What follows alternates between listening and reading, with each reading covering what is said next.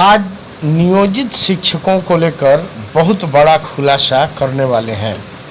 आज स्पेशली चर्चा किया जाएगा कि जो 20 साल 22 साल से निकाय के शिक्षक हैं, जो पंचायत निकाय में बहाल हुए या नगर निकाय में या प्रखंड निकाय के जो बहाल शिक्षक हैं, जो नियोजित शिक्षक रहे हैं और सक्षमता का परीक्षा का फॉर्म नहीं भरे, आखिर क्यों फॉर्म नहीं भरे और क्यों कह रहे हैं कि नियोजित थे, नियोजित हैं और नियोजित रहेंगे, इस पर पूरा खुलासा आज हम इस चैनल पे करना चाहते हैं।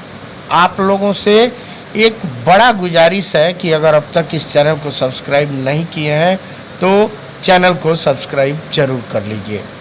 चलिए बिना देर किए शुरुआत करते हैं कि नियोजन इकाई से बहाल जो नियोजित शिक्षक हैं, वह नियोजित शिक्षक क्यों नियोजित रहना चाहते हैं, क्यों कहना चाह रहे हैं, क्यों सक्षमता का परीक्षा का फॉर्म नहीं भरे। आज सबसे पहले यह जानेंगे कि नियोजित जो शिक्षक हैं वह पंचायत या प्रखंड या नगर निकाय के शिक्षक हैं जो 60 सालों के लिए बहाल किए गए हैं।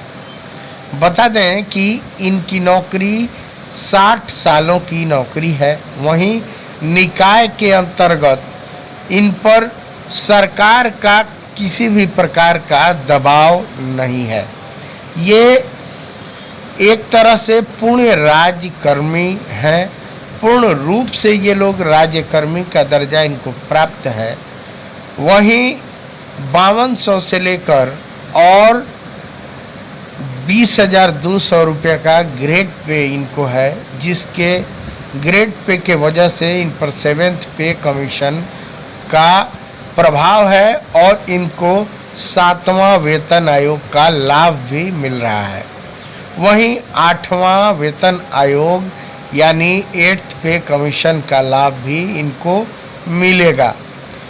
कहने का अर्थ यह है कि बिहार सरकार के द्वारा समान काम समान वेतन के मामले में जब ये नियोजित शिक्षक अपना मामला दर्ज किए थे, मांग कर रहे थे समान काम समान वेतन का, और पटना हाई कोर्ट में यह मामला दर्ज किया गया था कि नियोजित शिक्षक जो उसी कुर्सी पर बैठकर नियमित शिक्षक के साथ वही काम कर रहे हैं, यानी समान काम कर रहे हैं, तो समान वेतन क्यों नहीं दिया जाएगा। उतना ही देर नियोजित शिक्षक भी काम कर रहे हैं, उतना ही देर नियमित शिक्षक भी काम कर रहे हैं, तो समान काम के लिए समान वेतन होता है, जिसको लेकर ये लोग हाई कोर्ट पटना में मामला को दर्ज किए थे। हाई कोर्ट ने सारी दलीलें सुनी, सारे बात एक एक बातें सुनी गई और पटना हाई कोर्ट ने यह मामला 2019 में फैसला दे दिया इस मामले में कि एक ही काम के लिए एक ही कुर्सी पर एक ही समय करने वाले सभी समान काम के जो भी कर्मी हैं, जो भी कर्मचारी हैं, उनको समान वेतन दिया जाना वाजिब है। कहने का अर्थ यह है कि जो भी नियोजित शिक्षक हैं, इनके हक में समान काम समान वेतन का मामला आ गया। अब इन लोगों के खिलाफ में बिहार सरकार चली गई सुप्रीम कोर्ट। सुप्रीम कोर्ट ने भी जब यह मामला सुना कि एक ही काम एक ही कुर्सी एक ही समय सुबह से शाम तक एक ही काम करने वाले नियमित शिक्षक भी वही काम करते हैं, उन्हीं बच्चों को पढ़ाते हैं और उन्हीं बच्चों को नियोजित यानी निकाय के शिक्षक भी पढ़ाते हैं, तो यह वाजिब बात है कि समान काम के लिए समान वेतन दिया जाना चाहिए। यानी कि सुप्रीम कोर्ट ने भी मुहर लगा दिया कि यह बात तो जायज़ है कि एक ही काम के लिए 2 वेतन नहीं दिया जाएगा, एक ही काम के लिए एक ही वेतन, समान काम के लिए समान वेतन दिया जाना चाहिए। ये लोग हकदार हैं। कहने का मतलब यह है कि जो फैसला बिहार के पटना हाई कोर्ट ने दिया था वही फैसला सुप्रीम कोर्ट ने भी दे दिया। अब सरकार के पास कोई चारा नहीं रहा, तो सरकार ने एफिडेविट लगा दिया कि ये जितने नियोजित शिक्षक हैं ये लोग हमारे नियमित शिक्षक हैं, ये लोग हमारे 60 साल के लिए नियमित शिक्षक हैं, इनको कोई हटाएगा नहीं, ये लोग राज्यकर्मी हैं, इन लोगों को ग्रेड पे भी दिया गया 2015 में। तमाम धरना प्रदर्शन और मांग के बाद जो जीतन राम मांझी की सरकार आई तो उन्होंने इस बात की मंजूरी दे दी कि इनको ग्रेड पे दिया जाएगा, वेतनमान दिया जाएगा 2000 का ग्रेड पे और 5200 से लेकर 20,200 का वेतनमान इन सभी नियोजित शिक्षकों को प्रदान कर दिया गया। कहने का अर्थ यह है कि यह किसी भी राज्य के कर्मचारी को ग्रेड पे और वेतनमान होता है। अब ये लोग नियोजित शिक्षक नाम भले ही है, लेकिन ये लोग पूर्ण रूप से बिहार सरकार के कर्मचारी हैं। जैसा कि बिहार सरकार ने, इसी नीतीश सरकार ने जो एफिडेविट सुप्रीम कोर्ट में लगाया उसमें यह कह दिया गया कि ये लोग हमारे नियमित शिक्षक हैं, 60 सालों के लिए ये बहाल शिक्षक हैं। ये लोग एकदम पूर्ण रूप से अब निश्चिंत हो गए हैं। जब के पाठक जी आए एसीएस बन के, तेज तर्रार आईएएस ऑफिसर के पाठक जी जब आए तो उन लोगों ने, शिक्षा विभाग ने एक बड़ा परीक्षा का आयोजन किया।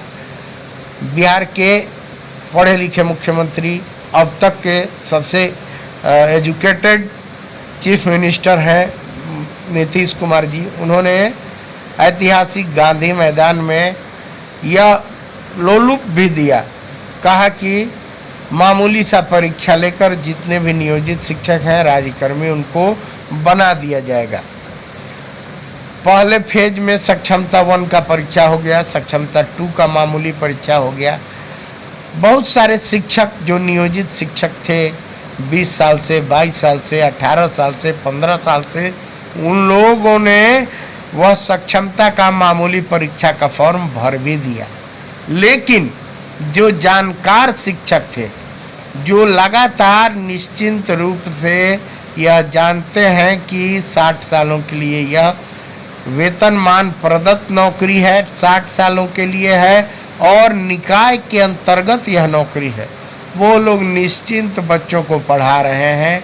उन लोगों को ना कोई हो हल्ला है, ना कोई धरना प्रदर्शन है, ना कोई बवाल है, ना कोई बर बवाल है। वो लोग कल भी नियोजित थे और आज भी नियोजित रहकर ही अब 60 वर्षों तक नौकरी करके रिटायर हो जाने के मूड में हैं।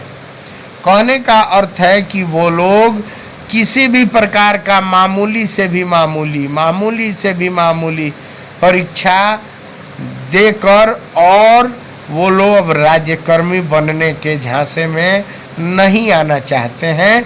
जो भी बचे हुए नियोजित शिक्षक हैं, जो खाँटी नियोजित शिक्षक हैं, वह 2020 की नियमावली पे काम कर रहे हैं और वह खुलेआम कह रहे हैं कि हम लोग नियोजित थे, नियोजित हैं और बिहार में जब तक नौकरी करेंगे वो नियोजित के रूप में ही नौकरी करेंगे। इसका एकमात्र कारण यह है कि इन लोगों को ग्रेड पे प्राप्त है, इन लोगों को वेतनमान प्राप्त है।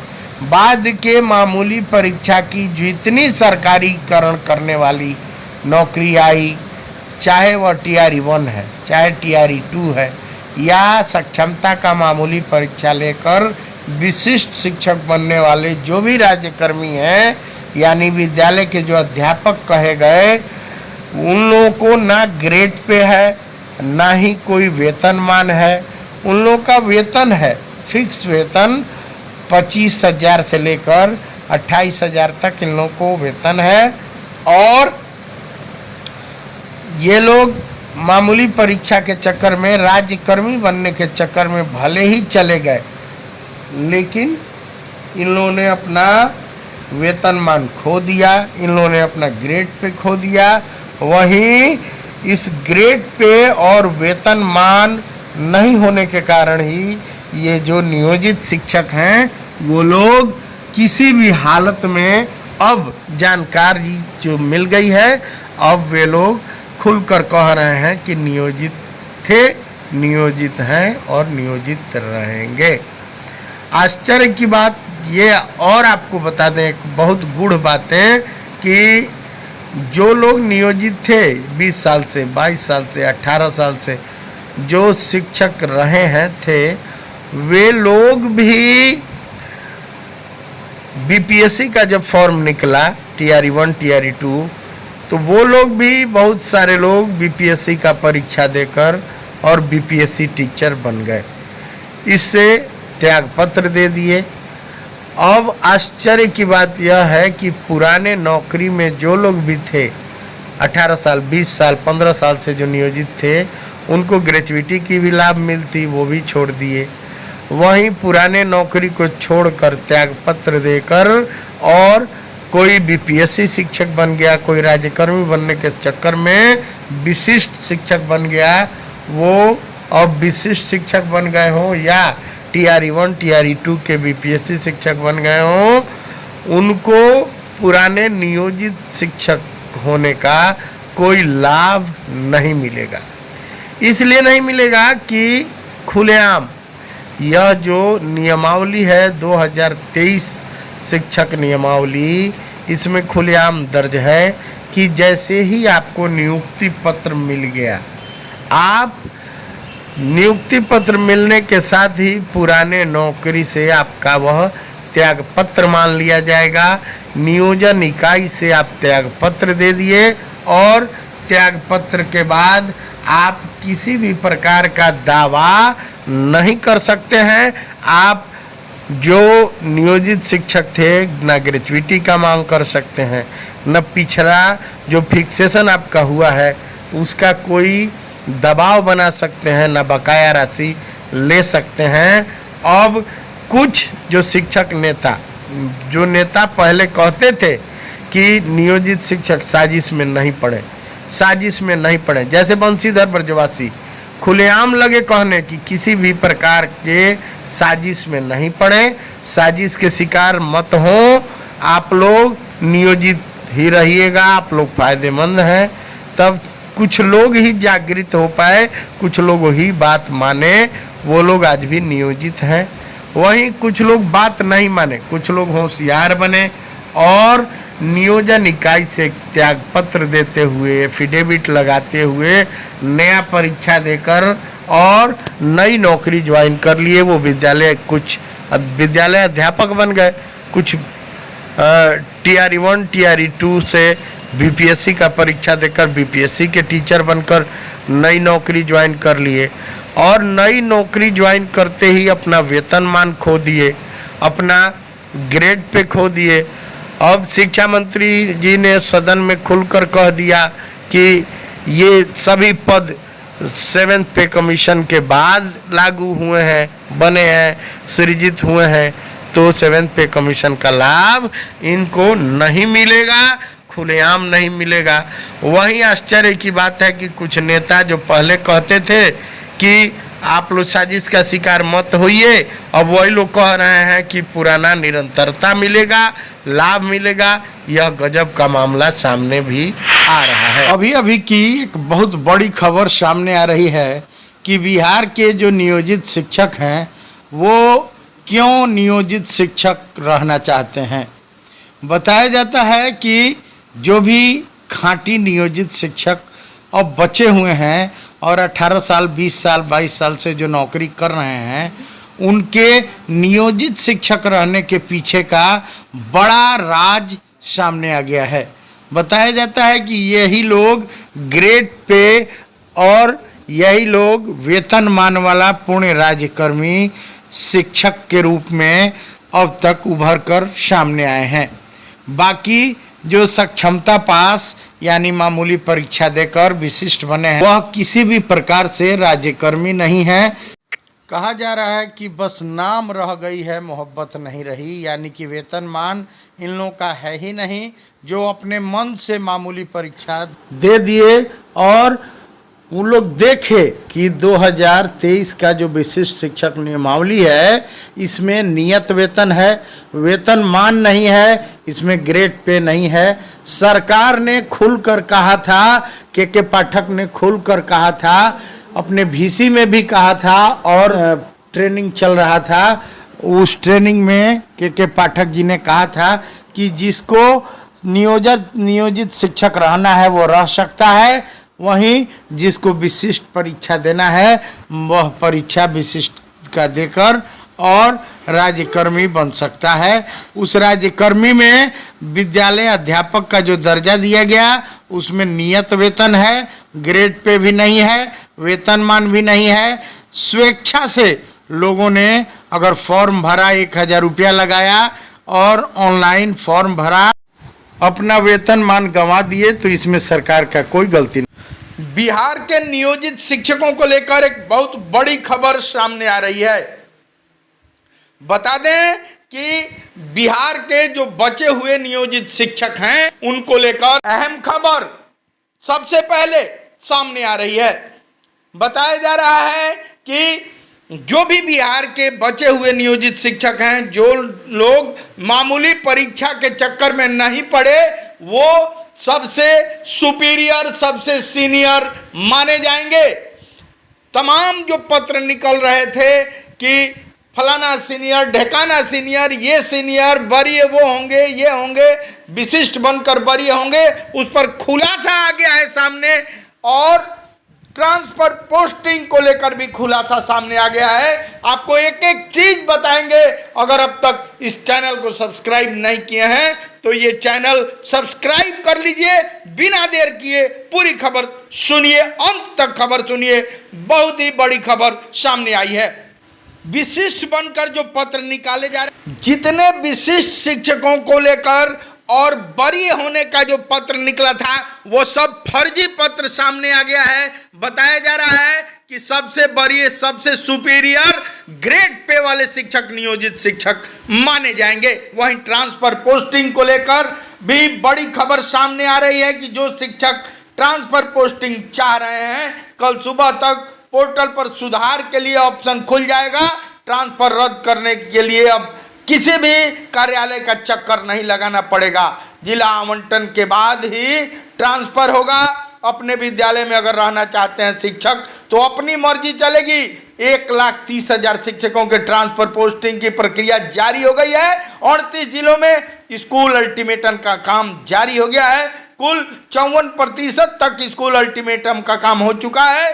जिलों में 30 से 35% आवंटन हो चुका है। 20 जून तक यह कार्य पूर्ण हो जाएगा। बहुत बड़ी खबर शेयर करें। बिहार के नियोजित शिक्षकों को लेकर एक बहुत बड़ी खबर सामने आ गई है।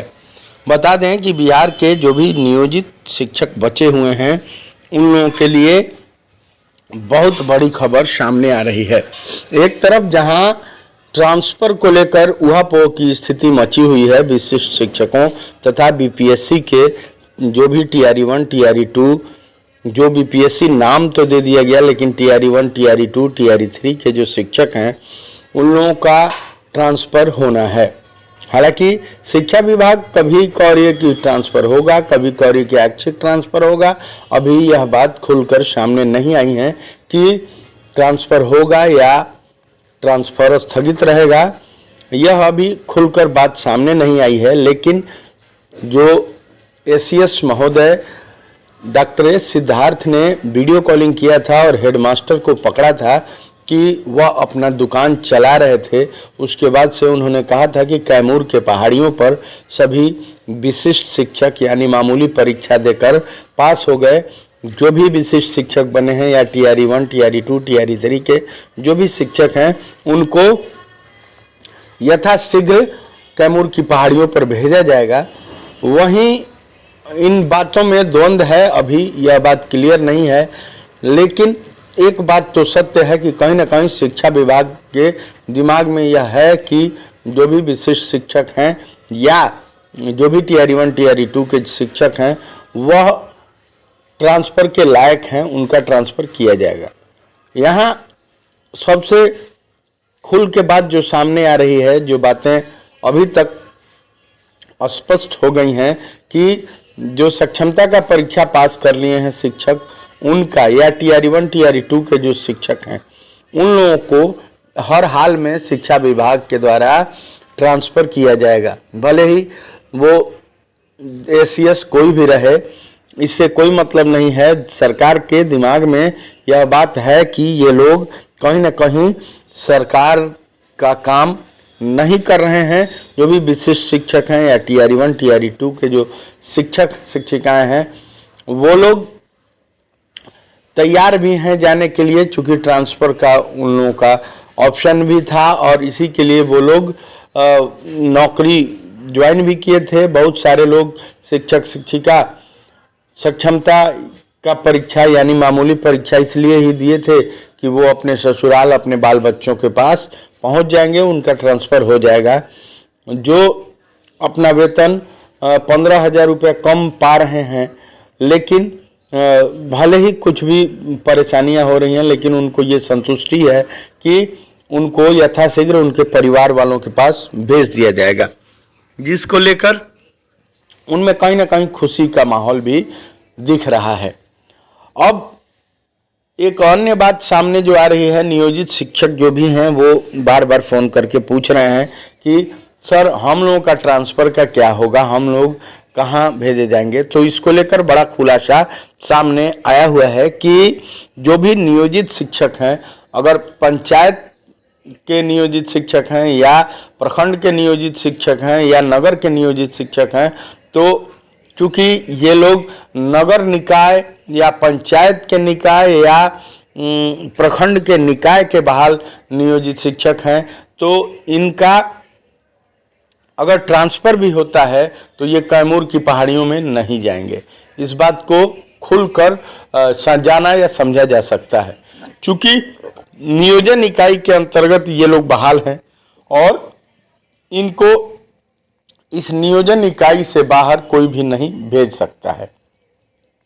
बाकी जो लोग 20 साल 22 साल 25 साल से जो नौकरी कर रहे हैं, उनका अगर ट्रांसफ़र भी होता है तो वे लोग अपने पंचायत के अधीन जहाँ भी अन्य विद्यालय है वहाँ से दूसरे विद्यालय में जा सकते हैं। मतलब वह जो विद्यालय होगा वह पंचायत के अधीन होगा। आपके विद्यालय में दूसरे विद्यालय के आपके पंचायत के शिक्षक आ सकते हैं, आप उनके विद्यालय में जा सकते हैं। यही हो सकता है।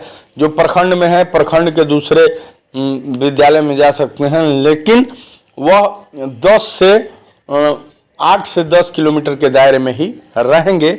यह बात खुलकर सामने आ गई है, चाहे वो नगर निकाय के हों, चाहे प्रखंड निकाय के हों या पंचायत के निकाय के नियोजित शिक्षक हों। उन लोगों को कहीं भी कैमूर की पहाड़ियों या जहानाबाद नहीं भेजा जा सकता है, क्योंकि सरकार अगर चाह भी ले तो अनुशंसा कर सकती है। नियोजन इकाई एक स्वतंत्र इकाई होती है। बता दें कि भारत का जब संविधान लिखा गया था, भारत का संविधान कुछ रूस से ले लिया गया, कुछ अमेरिका से ले लिया गया, कुछ अन्य तमाम देशों से लेकर बनाया गया है। लेकिन जब महात्मा गांधी को यह सौंपा गया संविधान, तो महात्मा गांधी ने डॉक्टर राजेंद्र प्रसाद को बुलाया और बुलाकर कहा कि राजेंद्र बाबू थोड़ा सा इसको पढ़ कर देखिए कि इसमें गाँवों की चर्चा कहाँ की गई है, क्या गाँवों का चर्चा किया गया है। तो डॉक्टर राजेंद्र बाबू गए और दूसरे दिन जब लौटे तो महात्मा गांधी से उन्होंने कहा था कि इस संविधान में गाँव की चर्चा ही नहीं है। चूँकि 80% आबादी भारत की गाँव में बसती है, महात्मा गांधी को बहुत चिंता हुई। उन्होंने कहा कि इसमें तो नया कॉन्स्टिट्यूशन जोड़ना पड़ेगा। और फिर हुआ क्या, वही हुआ जो गाँव के लिए जोड़ा गया। गाँव के लिए कॉन्स्टिट्यूशन बने और गाँव के लिए अलग से पंचायती राज व्यवस्था के लिए अनुच्छेद बनाए गए। बाद में उन पंचायतों के लिए पंचायत स्तर पर केंद्र से फंडिंग हुआ और पंचायतों के विकास के लिए स्पेशल केंद्र सरकार पैसा देना शुरू कर दी। कहने का अर्थ यह है कि जो भी नियोजन इकाई है वह पंचायत स्तरीय है और पंचायत एक स्वतंत्र इकाई है जिसको केंद्र सरकार के द्वारा फंडिंग होता है। यह एक स्वतंत्र इकाई है। कोई भी राज्य सरकार पंचायतों में दबाव नहीं डाल सकती है, किसी को निकाल नहीं सकती है। यही कारण है कि तमाम जो भी नियोजित शिक्षक हैं वो स्वतंत्र रूप से काम करते हैं। वो जो भी नियोजित शिक्षक हैं, जो भी निकाय के अभी तक बचे हुए शिक्षक हैं, वह नियोजन इकाई के तहत हैं और सरकार चाह कर भी उनको जब चाहे बर्खास्त नहीं कर सकती है, उन पर कार्रवाई नहीं कर सकती है। कोई भी राज्य सरकार हो वह नियोजन इकाई को यानी पंचायती स्तर पर नियोजन इकाई को अपना पत्र भेज सकती है, अनुशंसा कर सकती है, लेकिन डायरेक्टली कोई कार्रवाई कर नहीं सकती है। तो इसको लेकर एक बड़ा खुलासा आपको बता दें कि हर हाल में जो भी नियोजित यानी निकाय के जो शिक्षक हैं वो अपने पंचायत के अंतर्गत ही उनका ट्रांसफर होगा, वो कहीं बाहर नहीं भेजे जा सकते हैं। हाँ, जो लोग सक्षमता का परीक्षा पास कर गए हैं, जो मामूली परीक्षा पास करके और 1/1/2025 से लेकर 1/7/1/2025 को के बीच जो ज्वाइन कर लिए या सक्षमता 2 यानी मामूली परीक्षा 2 को देकर जो मई में जो ज्वाइन कर लिए, उनके साथ जो अप्रैल में या मई में जो ज्वाइन किए हैं उनके साथ हो सकता है कि वो लोग विशिष्ट बन गए। वो लोग जो भी बातें सामने आ रही हैं वो लोग भेजे जा सकते हैं। वो कैमूर की पहाड़ियों पर भेजे जाएं या जहानाबाद भेजे जाएं या बिहार के कहीं भी दूर दराज भेजे जा सकते हैं। यह सरकार और शिक्षा विभाग का जो मंतव्य आ रहा है, जो अंदरूनी खबरें आ रही हैं कि कहीं न कहीं इन विशिष्ट शिक्षकों को या TRE1, TRE2 या TRE3 या TRE जितनी भी बहालियां हो रही हैं इन लोगों का ट्रांसफ़र किया भी जाएगा। यह बात खुलकर सामने आ गया है कि जो भी नियोजित शिक्षक बचे हुए हैं वह सुखी संपन्न अपने आसपास इर्द गिर्द ही रहेंगे। ये लंद फंद वाले नहीं हैं। ये लोग शांति से अपनी नौकरी अपने आसपास करेंगे। एक और बात जो सामने आ रही है कि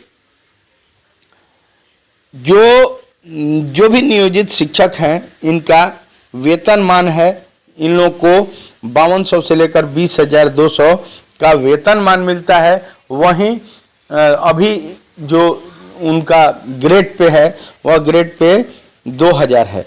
जब उनका प्रोन्नति हो जाएगा, क्योंकि 20 साल 22 साल 18 साल 15 साल से ये लोग नौकरी कर रहे हैं, तो इन लोगों को नियमावली 2020 के अनुसार प्रोन्नति मिलनी है और प्रोन्नति जब इनका मिल जाएगा तो इनका ग्रेड पे 2400 हो जाएगा और प्रोन्नति इनको मिलना भी है। तमाम धरना प्रदर्शन, बिहार के कई जिलों में धरना प्रदर्शन हो रहा है, कोर्ट में केस भी हुआ है और हाई कोर्ट ने तो यह फैसला भी दे दिया है कि 2020 के नियमावली के तहत 8 सालों के बाद ही जो लगातार निकाय के शिक्षक हैं, जो नियोजित शिक्षक बने हुए हैं, 8 वर्ष अगर पूर्ण सेवा सेटिस्फैक्टिव सेवा कर ली है तो उनका प्रोन्नति किया जा सकता है। तो सरकार भी मान रही है कि ये लोग बहुत दिन से काम कर रहे हैं। 12 सालों से काम करने के बाद सरकार कई जिलों में जैसे औरंगाबाद समेत अन्य जहानाबाद वगैरह कई जिलों में दी भी हुई है। हालांकि तमाम गोपालगंज से और छपरा के तमाम कई प्रखंडों से यह पत्र निकल भी गया है कि सबको प्रोन्नति दी जाएगी। चूँकि हाईकोर्ट का आदेश है, पटना उच्च न्यायालय ने यह आदेश दिया कि सबको प्रोन्नति दी जानी चाहिए। प्रोन्नति के बाद ये राज्यकर्मी जो हैं इनका एक ग्रेड पे बढ़ जाएगा। ये 2000 से 2400 ग्रेड पे इनको मिलने लगेगा। ये नियोजित शिक्षक राज्यकर्मी है, किसी भी प्रकार का संदेह इसमें नहीं है, किसी भी प्रकार का किंतु परंतु नहीं है।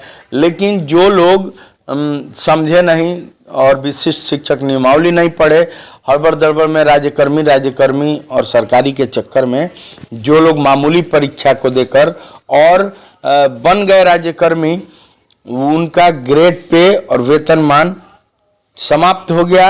और HRMS पर अगर नहीं विश्वास है तो वो लोग देख सकते हैं। इन लोगों का ट्रांसफर भी होगा कैमूर की पहाड़ियों पर। तो इन बातों को लेकर सारा खुलासा सामने आ गया है। नियोजित शिक्षकों को लेकर एक बहुत बड़ी खबर सामने आ गई है। बता दें कि बिहार के जो भी नियोजित शिक्षक बचे हुए हैं उन लोगों के लिए बहुत बड़ी खबर सामने आ रही है।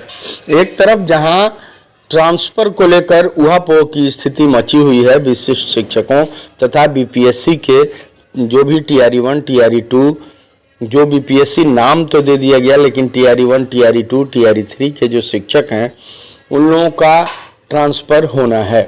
हालांकि शिक्षा विभाग कभी कह रही है कि ट्रांसफ़र होगा, कभी कह रही है कि ऐच्छिक ट्रांसफ़र होगा।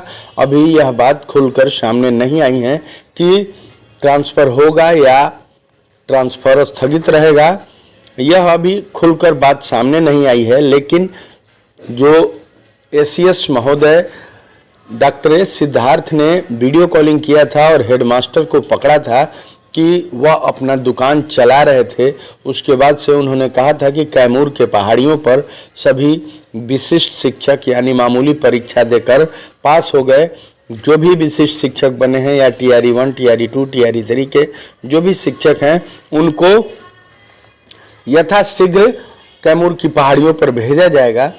वहीं इन बातों में द्वंद्व है, अभी यह बात क्लियर नहीं है।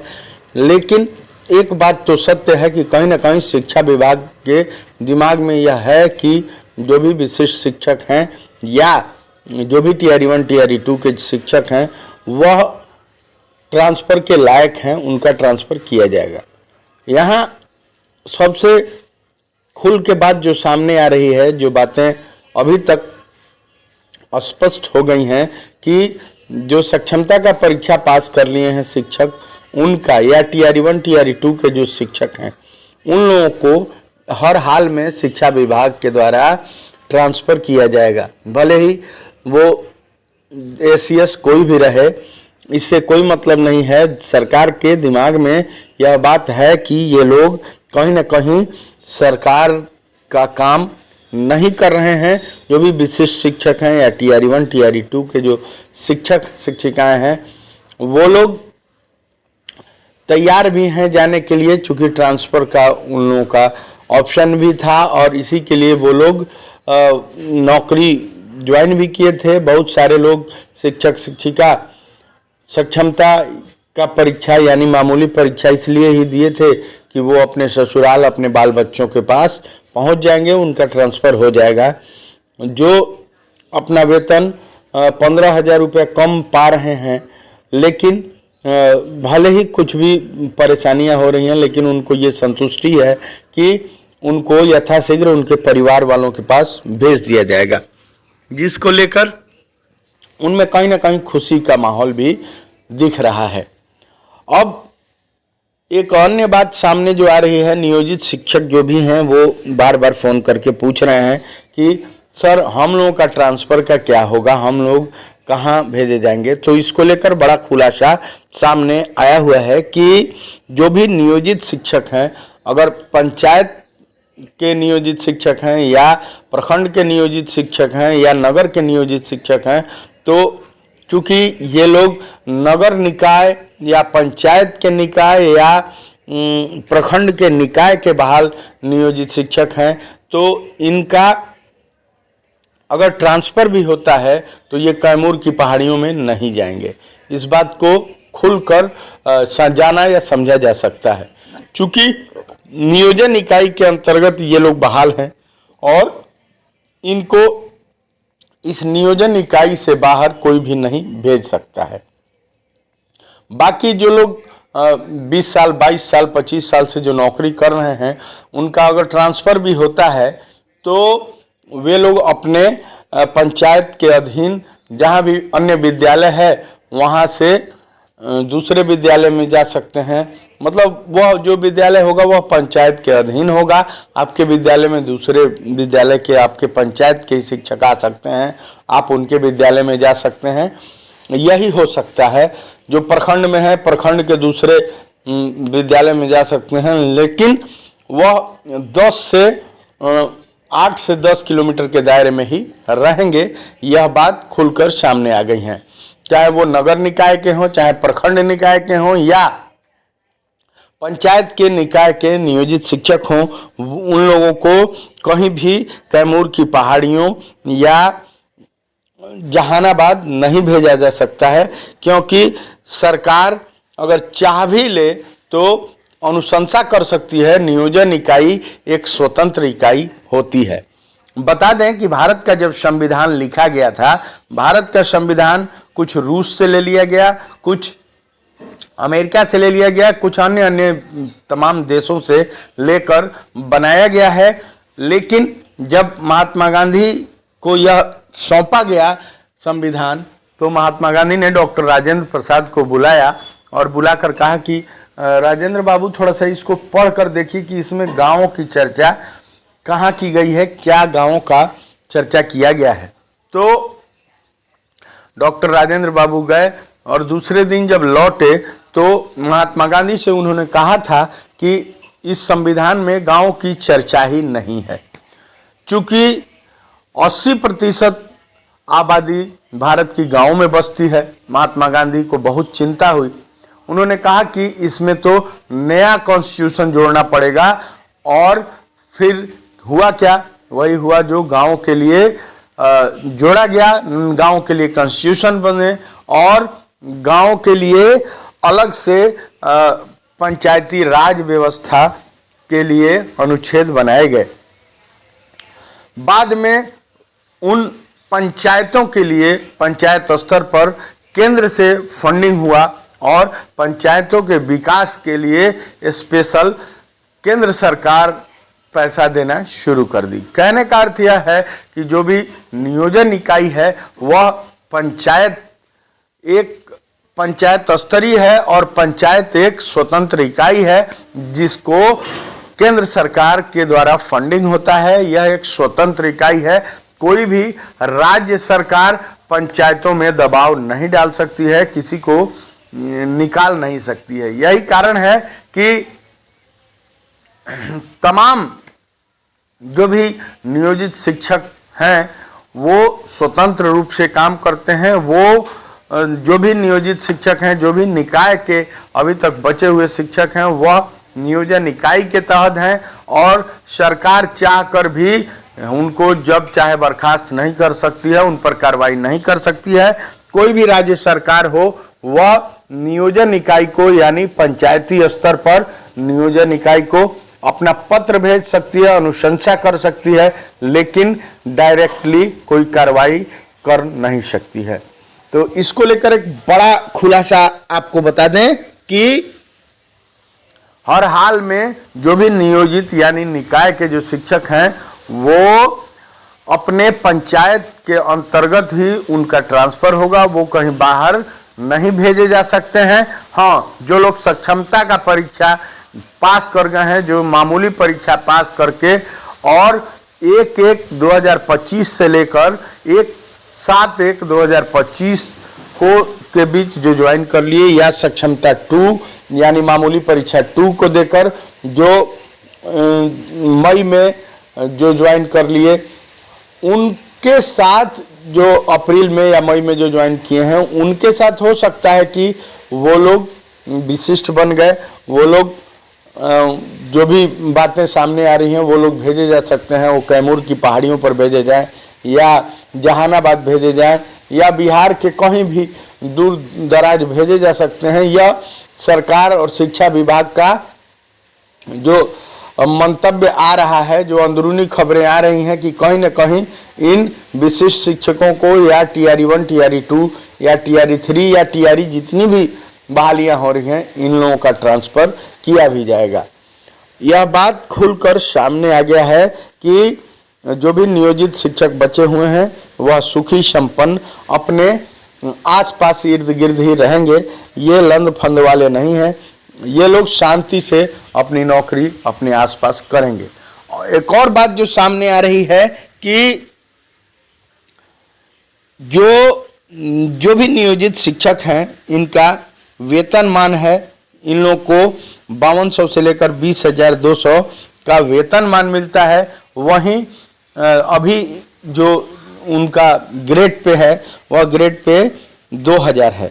जब उनका प्रोन्नति हो जाएगा, क्योंकि 20 साल 22 साल 18 साल 15 साल से ये लोग नौकरी कर रहे हैं, तो इन लोगों को नियमावली 2020 के अनुसार प्रोन्नति मिलनी है।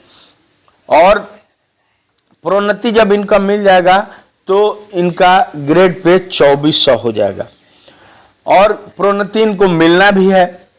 तमाम धरना प्रदर्शन, बिहार के कई जिलों में धरना प्रदर्शन हो रहा है, कोर्ट में केस भी हुआ है और हाई कोर्ट ने तो यह फैसला भी दे दिया है कि 2020 के नियमावली के तहत 8 सालों के बाद ही जो लगातार निकाय के शिक्षक हैं, जो नियोजित शिक्षक बने हुए हैं, 8 वर्ष अगर पूर्ण सेवा सेटिस्फैक्टिव सेवा कर ली है तो उनका प्रोन्नति किया जा सकता है।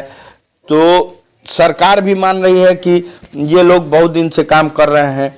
12 सालों से काम करने के बाद सरकार कई जिलों में जैसे औरंगाबाद समेत अन्य जहानाबाद वगैरह कई जिलों में दी भी हुई है।